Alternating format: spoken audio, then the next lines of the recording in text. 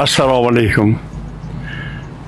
Avvalo xalqimizni aziz va mukarram bayrami bo'lmish mustaqilligimizni 35 yillik bayrami bilan xalqimizni chin dildan muborakbod etaman.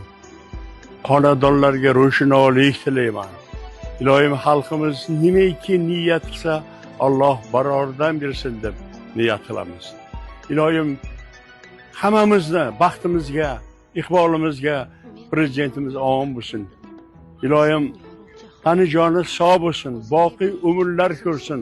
Xalqni ro'shnolikda yashayotganini o'zi ko'rib, quvonib, shod bo'lib yurishni nasib ro'za aylasin. Omon bo'linglar, hurmatli hamyurtlar.